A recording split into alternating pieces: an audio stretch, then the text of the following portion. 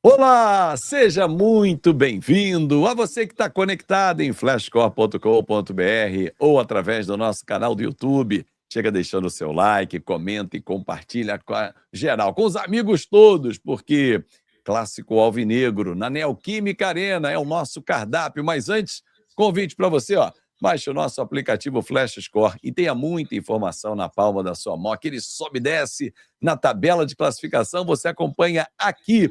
Corinthians e Atlético Mineiro, Eduardo Gerac.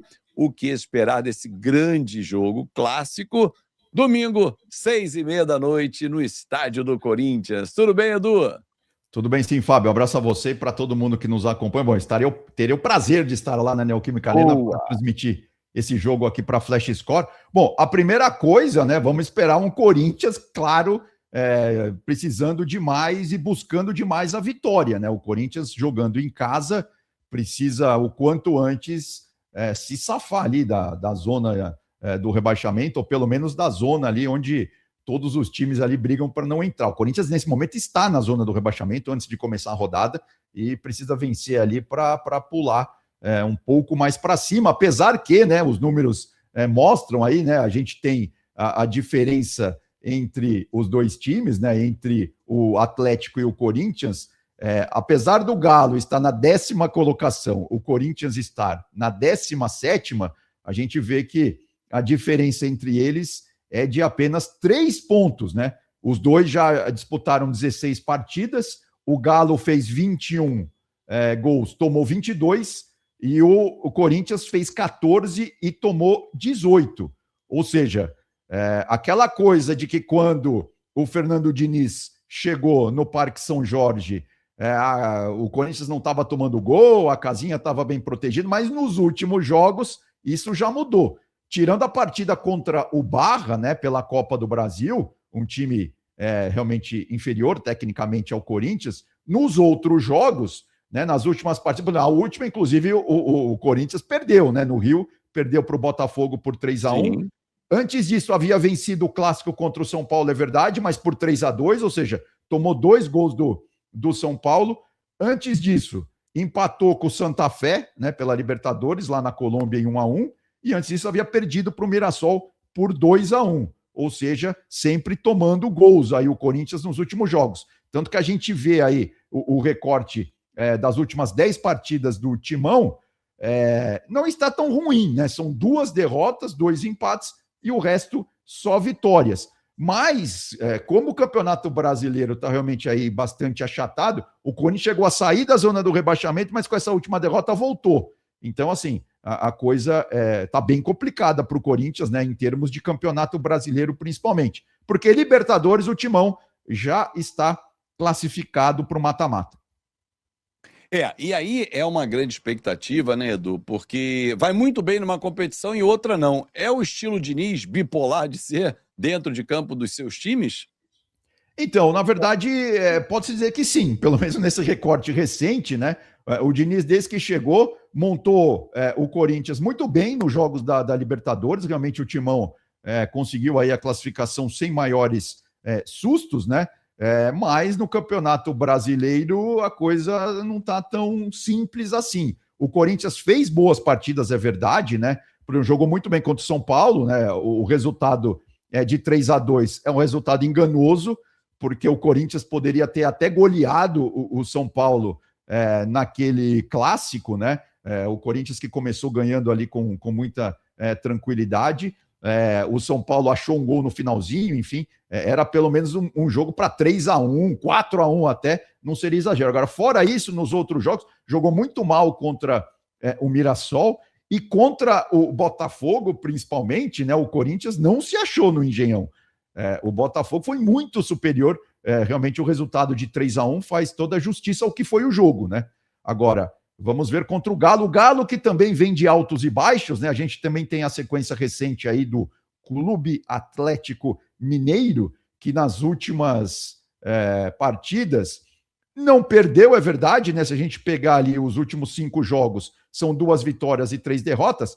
Agora, antes, tem uma herança aí bastante complicada. A gente pode ver aí na nossa tela, são 3, 4, 6 derrotas num recorte aí de 15 jogos, né? Ou seja, é bastante, né, para o Galo. O Galo que tem um elenco bom, tem um time com bons jogadores, mas que ainda não deu liga, né? Tem partidas boas, é verdade, já no recorte do Barba, né, o treinador argentino do Galo, mas precisa também subir de produção para ficar um pouco mais alto ali na tabela, né? O time do Galo não é um time para ficar na segunda página do Campeonato Brasileiro.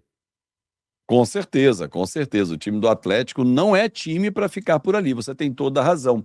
Será que ainda sofre da ausência do Hulk? E foi para o Fluminense? Então, isso é um dos problemas, né? O Hulk realmente não vai jogar mais, já saiu e tal. O Galo tem que se achar ali, principalmente do meio para frente. Lembrando que na Copa do Brasil, né, teve uma classificação ali nos finalmentes ali, né? Tava perdendo, conseguiu empatar e aí acabou ganhando a vaga na cobrança de pênaltis contra o Ceará, né? Aquele jogo que já estava todo mundo contando com o Galo fora da Copa do Brasil, mas o Galo conseguiu no agregado, né, passou pelo Ceará. O Galo, na verdade, estava perdendo por 2-0, ele fez um gol no final, aí Sim. empatou e aí foi para os pênaltis. O jogo terminou 2-1 pro Ceará, né? E aí levou nos pênaltis, e nos pênaltis, mais uma vez, o Everson brilhou, né, com a camisa do Galo, que, aliás, é um dos maiores pegadores, se não for o maior pegador de pênaltis da história do Galo, né? Ele Sim, ultrapassou verdade. o Vitor, né, nessa... Exato. Agora, esse último quadradinho verde aí, né, onde tem o tracinho branco embaixo, que é o último jogo do Galo no Campeonato Brasileiro, vitória 3-1 sobre o Mirassol, esse jogo sim, o Galo realmente fez uma boa partida, né? Ali na frente, já sem o Hulk, claro, o Hulk não tá mais jogando, mas um trio ali formado pelo Bernardo do lado esquerdo, o Caça-Sierra mais centralizado e o Minda pelo lado direito. O Minda é um bom jogador. Ele pode ser realmente essa peça de reposição aí que o Galo está precisando, né? Ele que é um atacante equatoriano e é bem mais jovem, né? Tem 23 Sim. anos, o Alan Minda, que inclusive pode até pintar na Copa do Mundo, né? Com a seleção equatoriana. Ou seja, esse jogador pode crescer muito de produção ainda esse ano, ajudando demais o Galo, né? Olha como esse Campeonato Brasileiro ele é estranho, né, Edu? A gente está falando de Corinthians e Atlético, botamos aí logo no início a distância de um para outro, né, da 10ª posição para a 17ª, são apenas 3 pontos, mas mesmo que o Corinthians vença o Atlético, ele não tira o Atlético, ele não passa o Atlético, né, porque ele vai empatar, vai a 21 e 21, só que o Galo tem 6 vitórias e o Corinthians 4. Mas como é que eu digo que o campeonato é estranho? Nos últimos 5 jogos, o recorte mais recente, os 2 times fizeram a mesma pontuação. 2 vitórias, 2 derrotas e 1 empate. Por isso que ninguém desgarra nesse bloco aí, Edu. Exato. Não, o Campeonato Brasileiro, né, assim, se qualquer ET chegar aqui e olhar, tirando, claro, o Flamengo e o Palmeiras, que nos últimos anos estão que aí os ETs já sabem do que se trata também.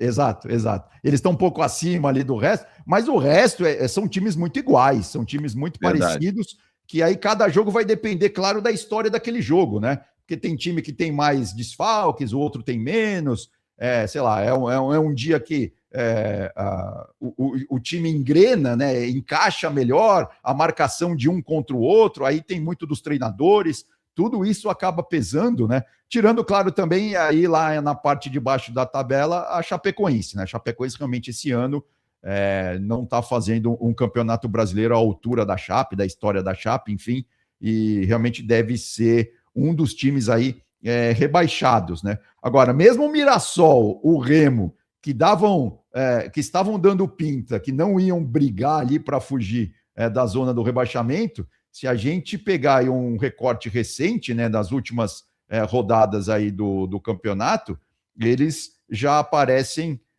bem melhor. Por exemplo, se a gente fizer o recorte aí das últimas 5 rodadas, o Mirassol, por exemplo, é o 11º colocado e o Remo é o 9º colocado, né? Quem não muda realmente é a Chape continua ali na última colocação, mas o Remo e o Mirassol estão fazendo um campeonato brasileiro aí de recuperação e tudo indica que vão complicar também aquela zona do rebaixamento ali, sim.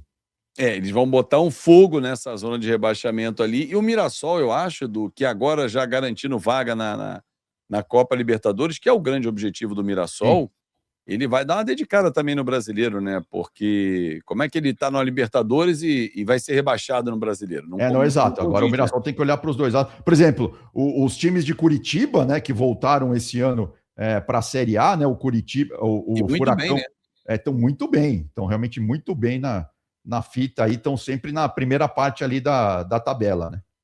Aliás, são duas questões que a gente pode abordar num outro programa, só para deixar aqui para a galera.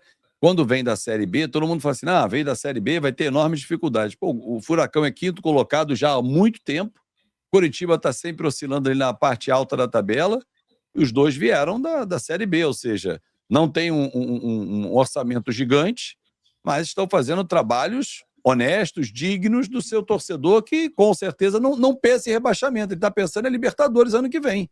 Não, exatamente não. Na verdade, você lembrou bem, a gente pode até discutir melhor isso mais para frente, mas é isso, porque o Furacão, num recorte mais recente, ele se estruturou, tem a Arena da Baixada lá, já tem uns 25 anos, mais ou menos, ou seja, realmente chegou em final de Libertadores, Copa do Brasil e tal, e o Curitiba estava um pouco abaixo. Mas o Curitiba, nos últimos anos, também se organizou, até porque essa rivalidade é muito grande ali em Curitiba, né? Um tá puxando o outro para cima, vamos dizer assim, né? E esse ano, os dois estão ali meio que na mesma toada ali no Campeonato Brasileiro. O Curitiba, que se a gente fizer também um recorte aí de, sei lá, 5 anos, 10 anos para cá, subiu, desceu, e agora tudo indica que quer ficar para valer na Série A, né? E o Atlético Paranaense, o rebaixamento, tudo indica também que foi um ponto fora da curva, né? O Furacão tem estrutura, tem estádio, tem dinheiro, tem recursos